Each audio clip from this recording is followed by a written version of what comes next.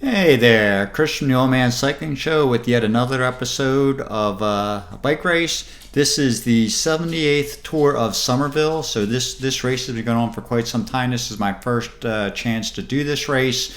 Some of the guys that I regularly race with said you got to come do this one. It's a really nice course, really nice setup. So this was 2 days after Easton, which was my previous episode I released. So Easter was on a Friday night. This is on a Monday morning of Memorial Day. What a difference a couple days make. So the title of this one is the good.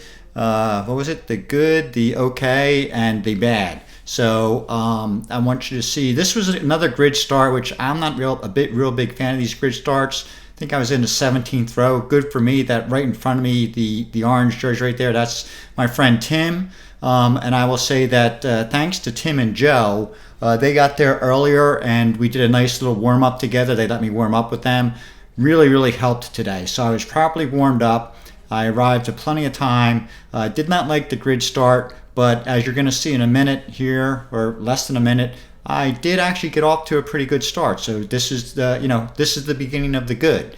So the race is about to kick off here. Couple seconds, and you'll see. I get in my pedal, no problem. My plan was I'm going to follow Tim. Tim's a good rider. He's going to make his way through. So we're off and rolling.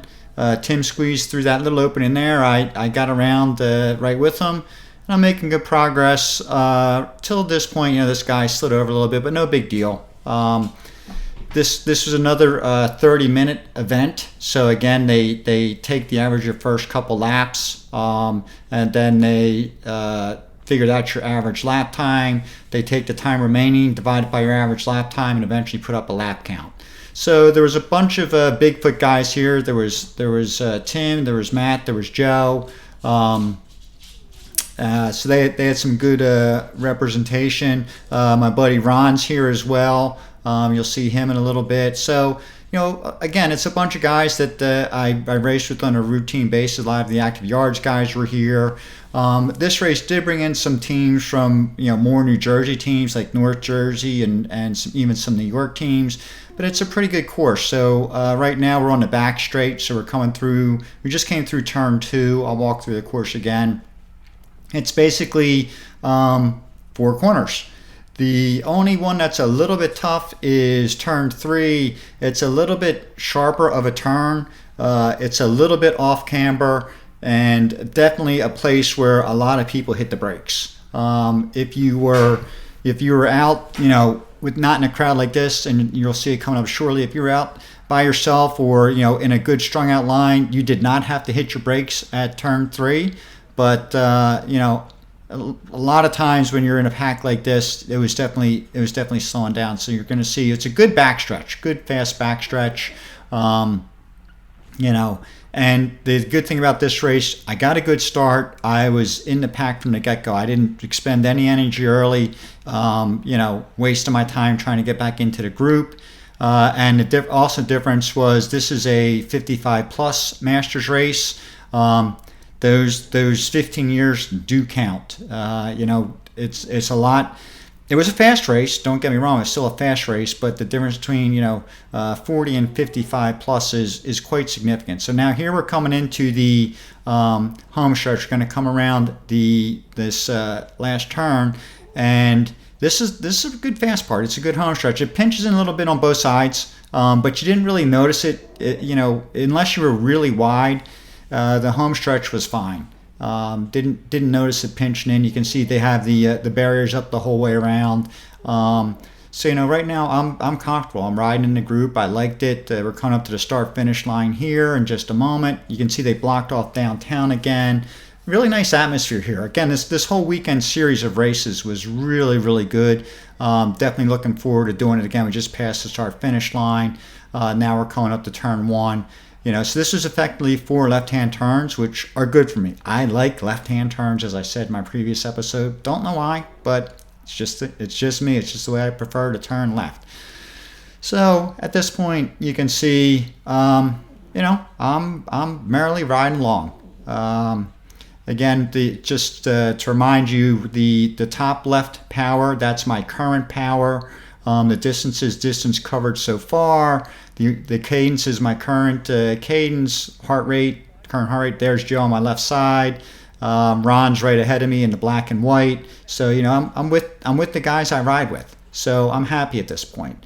Continue on the top right, that's the current speed, and the bottom right, that's my 30-second average power. Okay, so you can see, this is typical. Coming out of some of the turns, they're surging.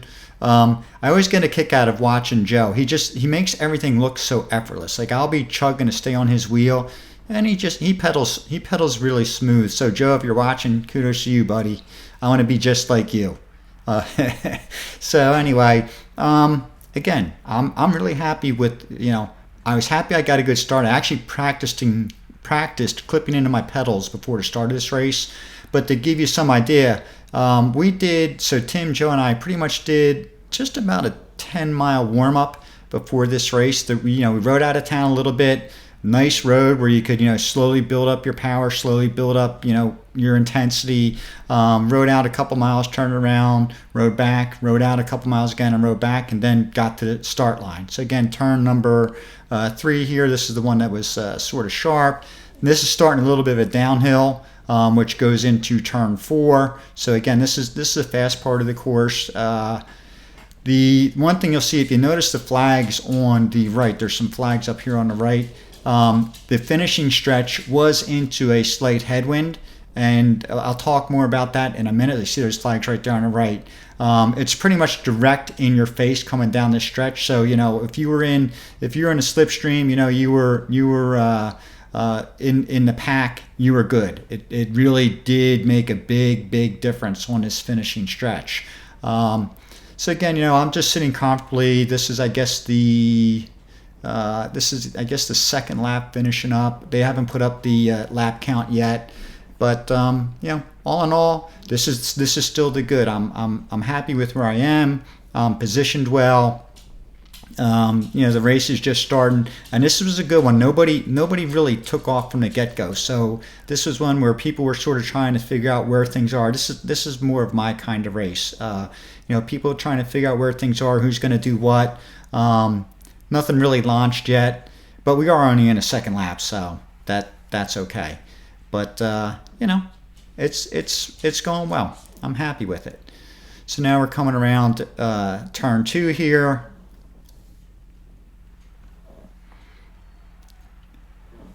Coming down the back stretch, and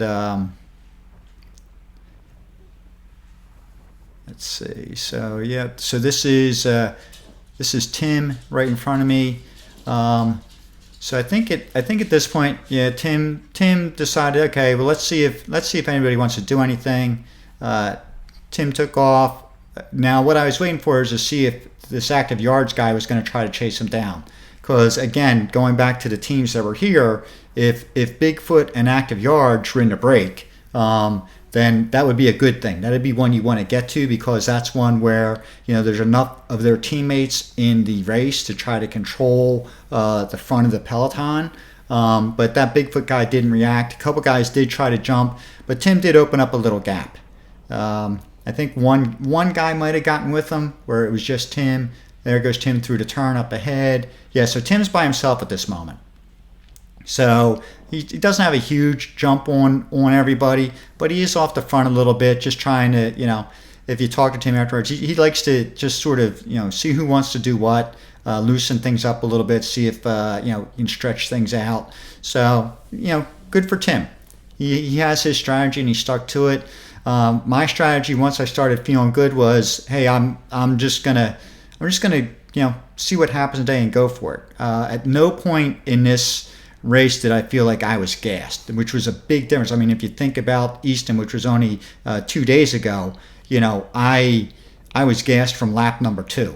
So at this point, I'm really happy. I have good power. I can surge. I can recover quickly. My heart rate right now, it's not bad. If I stay below 160, I'm very comfortable with that. Don't feel stressed.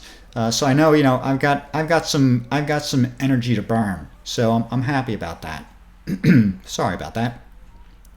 So now Tim's still out there. We're coming around turn, the first turn here, the first left. I'm still sitting in a bunch. Again, there's Joe off to my left. I lost track of where Ron was. I think Matt from Bigfoot was up ahead of me a little bit. Bunch of the active yards guys. Come around this turn, and again, I was happy. I was feeling good in this race.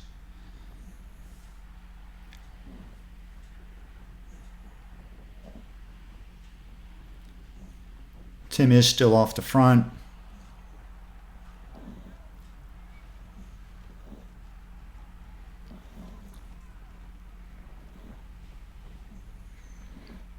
So you can see coming out of turns, the power picks up. So now I decided, okay, well, I feel pretty good. Let's see what happens. So a guy was going down the left side of the road. Tim's still out front, and you can see his lead has increased. So at this point, I figure, okay, feeling good. Why not? Let me go see if I can catch on to this guy, and we can catch up to Tim and maybe work a little bit. Like I said, I felt really good. Felt a lot, felt I had good power. Felt I had good energy. I was not hurting at all at this point. Even now, I'm putting in a good effort. My heart rate's still, in the low 160s, which is good for me. So I'm closing on this guy coming around turn 3 here. He's closing on Tim. And this is what I like. At this point, you can see I took that turn at full speed. I didn't touch the brakes. Came through that turn, was able to keep that momentum coming into the this little downhill section. We're getting closer to Tim, and this is one of the funny moments in the race. So you can see this guy looked back to see was anybody else coming.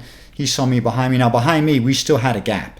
It wasn't big, but we still had a gap. So when I jumped, a couple of people tried to react, but then they sort of fell back. So, if we get together here and are able to work together, something might happen. And you can see Tim's looking and he's waiting for us to get on. Now, the problem at this point is I catch up, right? And I immediately, I told Tim, I said, I need a minute. I didn't need a whole minute, but I needed a minute to sort of catch my breath. Because as I said, this straightaway, you felt the wind. So this guy gets on Tim. You'll see Tim look to see if I'm coming in. And at this point, we were talking because the previous lap there was a crash. So Tim asked me, was there a crash? I said, yes. And this guy that's going here, a little gap opened up with us. And when we got back, he's like, go, go, go. I'm like, dude, I need a minute to sort of regain my breath here. I just chased this down. So, this one wasn't going to stick. I could tell real early that, Tim was gassed. He wasn't gassed, but, riding that headwind on that finish stretch for 2 laps, it was going to be hard. It was going to be hard for this brake to stick. Plus, it wasn't the right mix. If we would have had an active yards guy in there or one of the other bigger teams, I think we would have had a better chance. But as it was, it wasn't sticking. So at this point, I'm just sitting here waiting for everybody to come back around and get back in the group. So it was a little bit of an effort. Again, I felt really strong this day.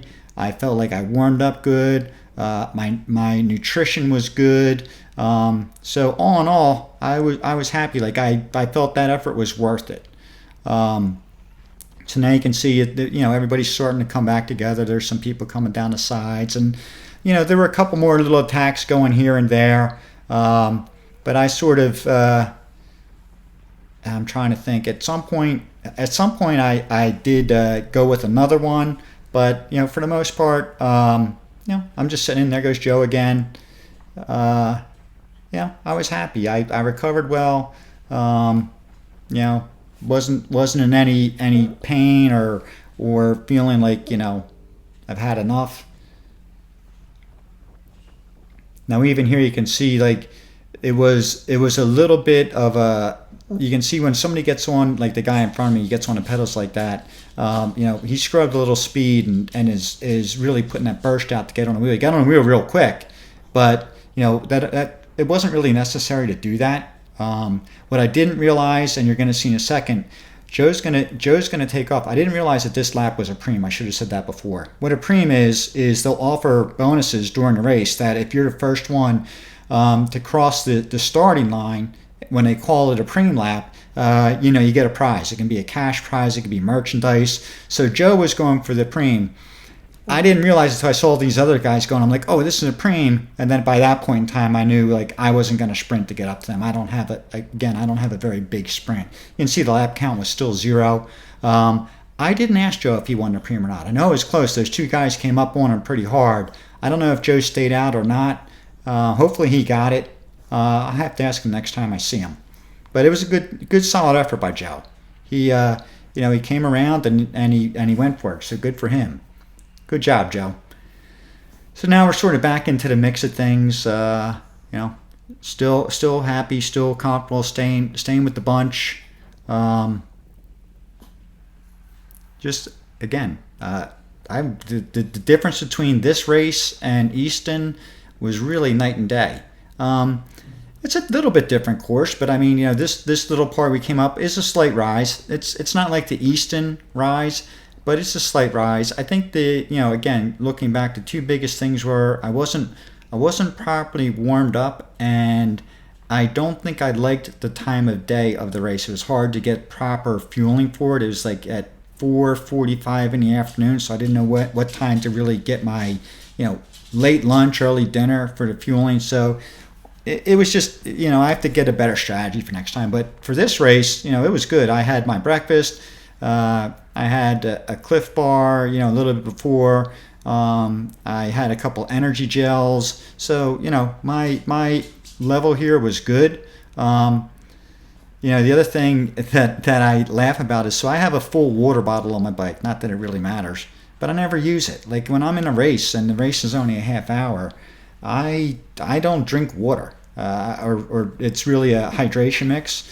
And so I'm wondering, should I just like leave it on the side and not carry that water bottle around? Not that it's a lot of weight, but it's something.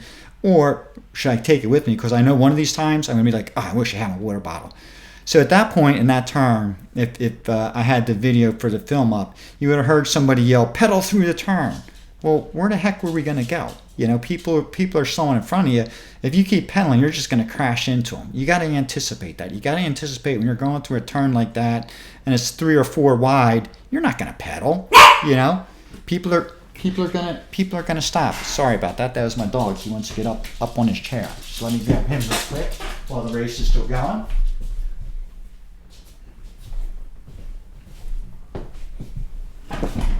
It's hard to record when you're on dog duty too.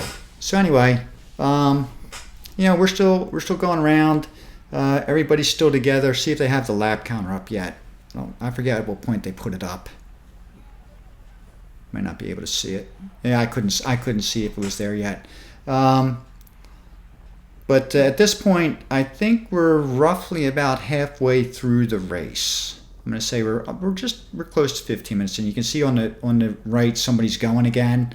That was one of those ones that I wasn't really too worried yet because it wasn't a team I recognized. So I knew that somebody eventually would do something.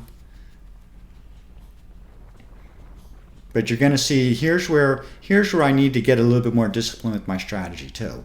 And I need to work on this. And people tell me this all the time. Steve K tells me it. Other people I ride with tell me it. But it's just this thing. I call it see a bike, chase a bike, catch a bike. Right. So you're going to see that guy took off, and nobody's really going after him hard yet. I'm still in the group. I'm still sort of happy. And there goes another guy down the left-hand side.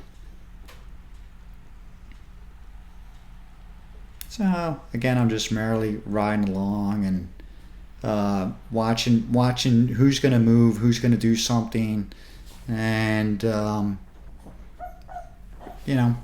nothing's really going on yet. We're coming up to turn 3 again.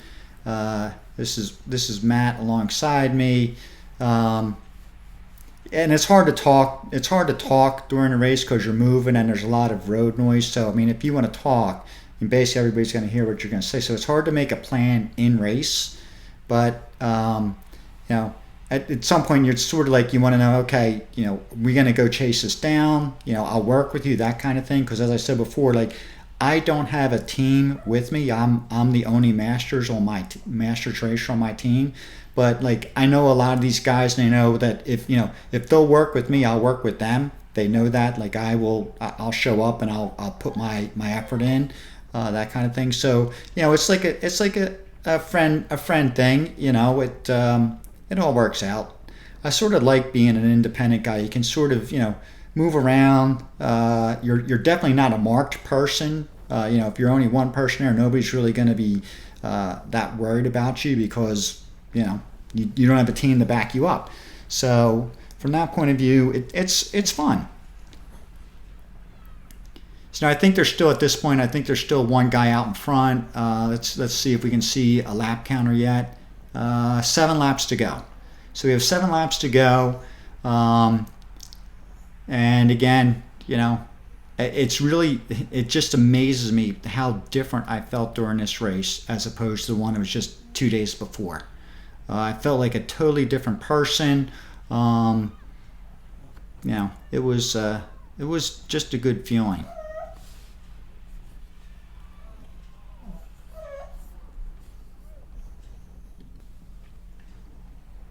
So again, I think I lost track. I think at this point there might be 1 or 2 guys just off the front. Let's see if we see him going around this turn.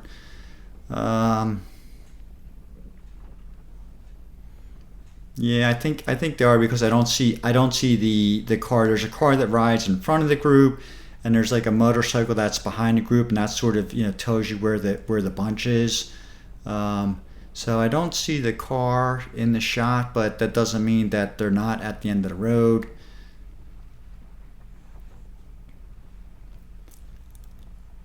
There goes a couple guys off the front.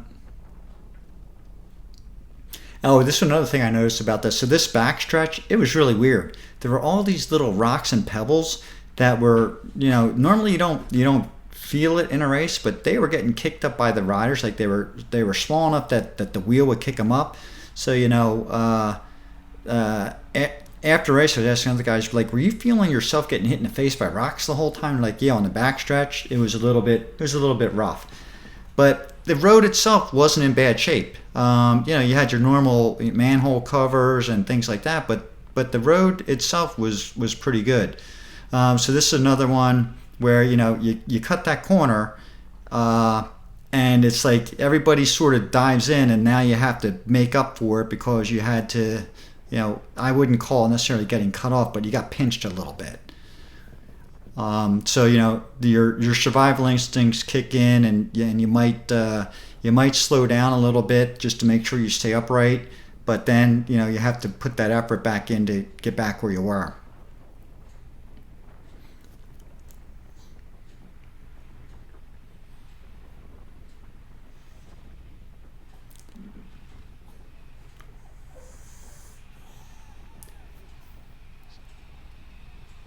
Again, coming back up to the start finish. Things seem pretty calm here. There's Ron, right to the left of Joe. So I think at this point, I'm pretty sure if my count is right, we have 6 laps left.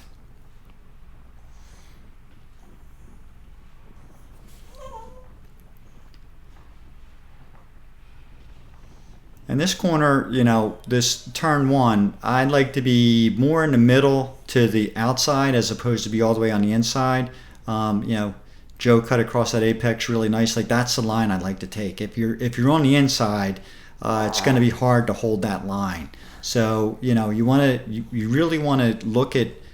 Joe's really good at watch how he cuts through the apex. Nice and easy. Not really turning, quote, in the corner, sort of sets up before it comes across it, and then continues. So, and sorry for the whining, I'm not playing with the dogs anymore. The one dog's unhappy, so we're just going to have to put up with that for the rest of this recording. But now, we're just sort of merrily going along, and at this point, I was sort of thinking of moving up a little bit, then I'm like, I don't know if it's the right time. So I sat back in. You could just see where I sort of flared out to the right a little bit, but Ron's ahead of Joe, and those guys are both going, so I just sort of sat in.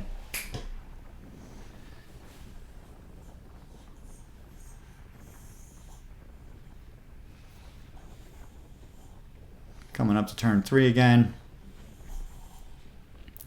So you can see the front of the race. Like we're not in a bad position. Like this, there's no huge gap. That kind of strung out line that can be shut down pretty quick. Because people are going at speed, but there's nobody escaped. There's no strong breakaway at this point. Everybody's still close enough that we're in it now. I'm already starting to think about, okay, so how do I finish this race? And this is something I struggle with all the time. I'm not a sprinter. I don't have a really good sprint. So, I'm sort of thinking, okay, well, let's try something else. Not exactly sure what yet, but this is what I need to finish on. I'm more than halfway through the race. And now I have to start thinking about, okay, what do I do to put myself in a position to place better? My first goal is to get in the top 10. I've been as high as 12th place before, but I haven't broken a top 10 yet. So one of the things, a goal for this year is definitely to break into that top 10. And I think I can do it. I just need to be smarter about what I do. And you're going to see coming up, this is where it sort of gets to be okay. This is the okay segment of the race. I make some dumb moves. This is my own talking. I use energy where I think if I would have saved it, I could have put it to better use at the end of the race. But this is how I learn. And there were just certain areas where I would put out too much to try to move up or get up to the front, that kind of thing, and it wasn't really necessary. And I think this will be one of those instances where you're going to see me move.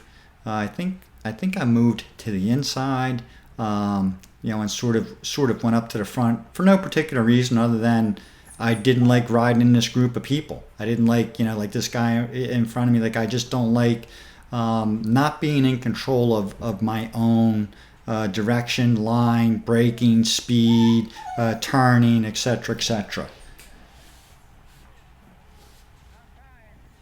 So maybe it's not this lap. Yeah, it's not this lap.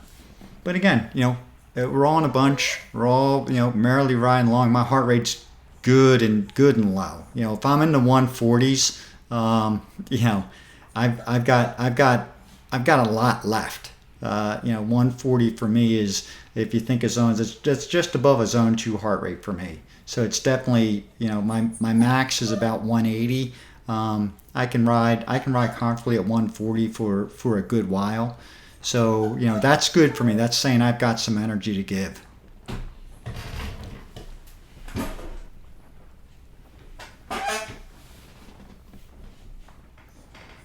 And again, you can see, we're moving. 33 miles an hour on the finishing stretch. Now I'm putting out some more power. Heart rate's going up a little bit, but nothing that concerns, because like I said, I was riding at 140, coming back to the start finish line momentarily. Let's see if you can see it. I think it should say 4, if I'm not mistaken. Yep, it says 4 laps.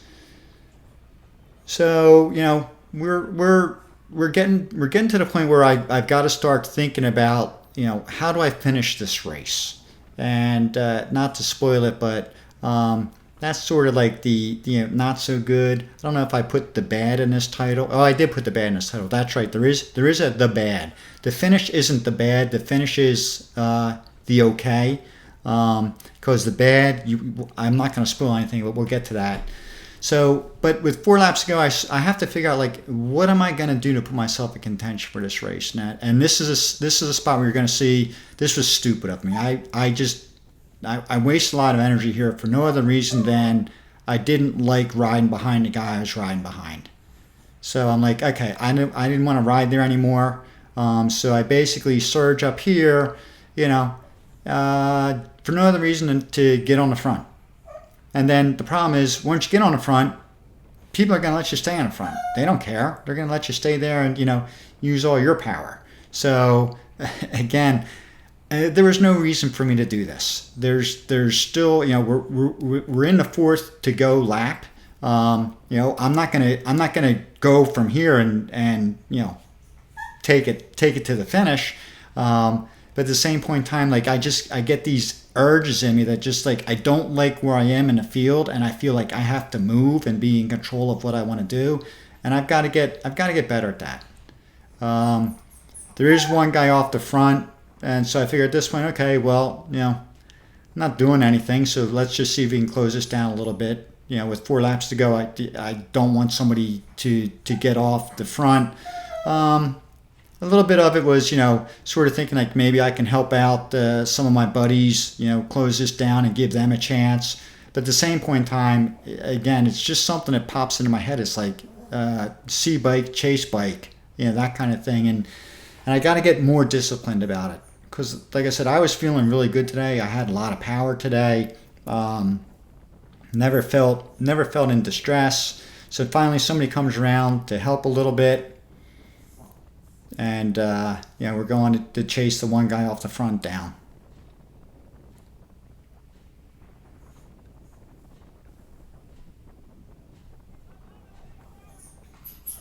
So coming back on the start finish.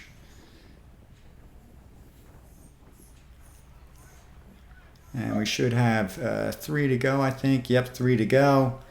And so now you can start seeing some of the teams. So we have, Active Yards moving up, Bigfoot's moving up. There was another team that was moving up there.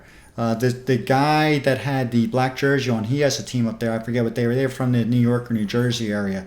So, 3 laps to go, it's race on now.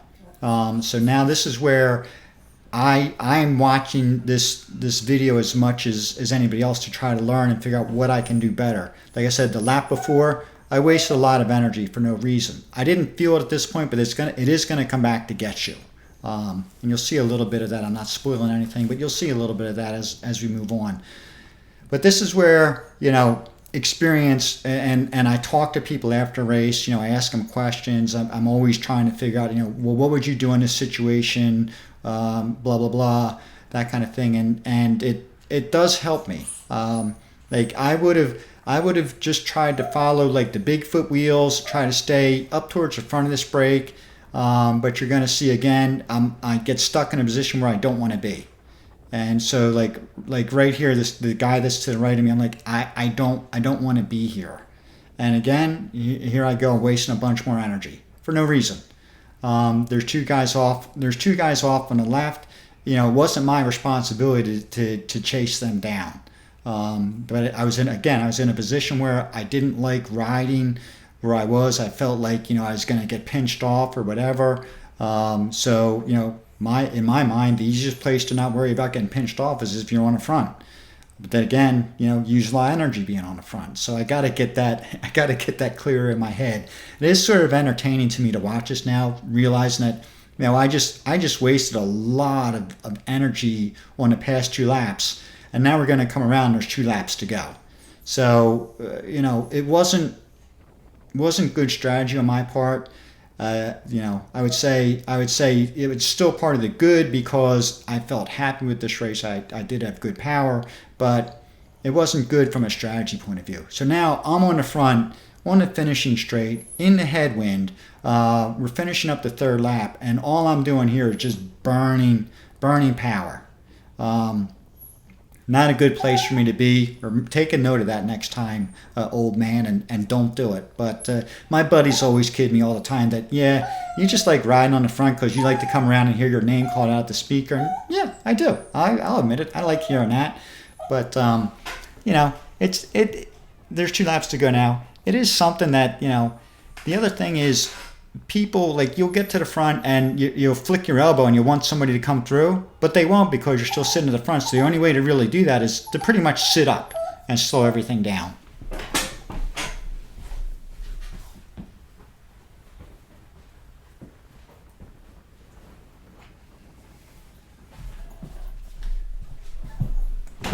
So people finally came through. And now we're on the 2 laps to go. again, I just like watching people pedal, like the pedal stroke, the style, it's like effortless. They're just going, never look of panic or concern. Joe's just up ahead of me. Tim's to the right hand side. There's some of the active yards guys. I think Ron is just ahead of these guys. I think. I lost track of Ron. I know I saw him at some point. But now, like, this is where I should just be sitting in. I shouldn't be passing anybody. I should just be sitting in. There goes Ron. I spent the previous 2 laps, like I said, don't want to repeat it, sound like a broken record, using up a lot of energy. That could have been applied to the last lap. But, I'm learning. It'll get better. One of these days, I'm going to discipline myself enough to say, you do not go to the front. I need like one of those shock things that if I'm off the front, I get shocked to make me come back like a dog collar. But right now, I am drifting a little bit back, but I'm not concerned. I've proven on the previous couple laps that I can go from back here, up to the front with a good amount of power. And I'm sorry for all the background noise. I don't know what's going on with the dogs today. They're both nuts. I'd like to lock them out of the room, but then all you're going to hear is barking. So I apologize about that. You only have to bear with it for a few more minutes because we're coming up to the bell lap. And this is where you're going to see my master logic at full effect. So, like I said earlier, I know I'm not a sprinter. I know if I go into a finish, if I go into a finish like this, sprinting with these guys, I'm not going to gain a place. I'll probably lose a few places, but I'm not gonna make up anything. So wait for it, and you'll see how my master strategy works. I'm gonna have to pause this. I got to get rid of these dogs. They're driving me nuts. So just give me a second. I'll be back to finish this. So back to where we were. Come through turn 1, come up this slight rise. You can see people are sort of like this is actually a little bit slower than we've been the average speed. Like people are sort of trying to gauge what they're going to do, and this plays a lot into my strategy, right, or lack thereof. So at this point, we come around turn 2, and I'm like, okay, I'm not winning a sprint. Let's see if I can sneak away off the front. So I put down a big effort. Joe looks over. I'm sure Joe is looking over, saying, "What the heck do you think you're doing?" But anyway, my hands are draped over the handlebars now because I'm sort of like in the praying mantis position to get as aero as I can. Because I figured this way, if I can hold it up to turn 3 and come down that hill and around the front, I can recover a little bit going down the hill. But you're going to see my average power is going to start going up pretty high, and I got a little gap, but it wasn't a big gap. Again, I figured, hey, give it a shot. Finishing in the pack isn't going to do anything for me. I'm not going to win a sprint. And here you can see that was Tim came by. Maybe I helped Tim get up to the front a little bit more. But this is where I wanted to get. I wanted to get to this hill. With a little bit of a gap and sort of let people come by me, but now you're just going to see, I'm going to start getting passed and passed and passed and passed and passed, but that's the way it goes. I got to sit down with Steve K, talk about strategy. I'll chat with Ron, Joe, Tim, anybody that has advice. Like I said, I'm not a sprinter. I would really like to get into a break, because I can ride at power for a while, but I can't really have a strong kick. Now, the race is over. Now, this is where we're going to get to what I call the bad. So the race is over. Hey, I gave it a shot. I figured, we'll see what happens. Tried something different. So now you can see, when a race finishes, you come through the start-finish line, and you basically ride another lap, just because there's nowhere to get off the course. So you ride a lap. You talk to people that you rode with, like you can see this guy over there telling that guy good job. It's a cool down lap, right? So I knew Tim and Joe and Ron were up ahead. So what's our speed right here? We're doing a whopping 14 miles an hour. Come around the corner. There's Tim, there's Joe. So I'd go up and chat with them and see how they felt, what was happening. So normally I would have stopped the video by now, but I want to show you what happens, and I really want to get your opinions as to when this next incident happens. Was it my fault? So you can see we're literally at 9 or 10 miles an hour. So I catch up to Joe. We're talking. We're coming around the corner. 11 miles an hour. You can see this guy in blue. He's sort of like between me and Joe. So I move over to the left a little bit. And right here, bam. Some guy from behind. I was going, 8 miles, 9 miles an hour. Some guy from behind literally just wiped me out. Was it my fault? Did I move over? Did I cut off his line? I mean, you're going 9, 10 miles an hour. It's like if you're on a highway, you're responsible for what's in front of you. If you're behind somebody and you hit them from the back, it's your fault. The net effect of this crash, and I'm gonna stop the video shortly, but the net effect of this crash was there's a guy that hit me. There I am on the ground looking happy. I scraped up my elbow. Tim stopped to see if I was okay. I scraped up my elbow. I was more shaken up than anything. I wasn't seriously hurt. Unfortunately, the guy that ran into me, he did leave the course in an ambulance. I don't know what the effect of his injuries were, but I'd really like your opinion. If did you see something in that video at that speed on a cool down lap that I was the cause of what happened there? Because again, I never want anybody to get hurt. I'm not trying to get anybody hurt. But that was just bizarre to me. Like that was one of these things where I'm like, what the heck was going on? So at this point in time, I'm just still laying there. I tell you what, the ENT staff at this race and the staff in general at this race were fantastic. They were right there on the spot. We were sort of tangled up a little bit. They got us untangled. You'll see me in a second. I'll walk over to the curb and then I'm going to stop the video. They walked me over to the curb. They checked me out. They said, hey, you got a cut on your elbow, and it was pretty swollen. There's Tim with the other guy's bike. You can't really tell from here, but he hit me with enough force. His handlebars are snapped. And I believe his frame was cracked as well. So I don't know, was he going on speed or was it because I fell on top of him? There I am hobbling over. I'm more shaken up than anything else. I'm not really hurt.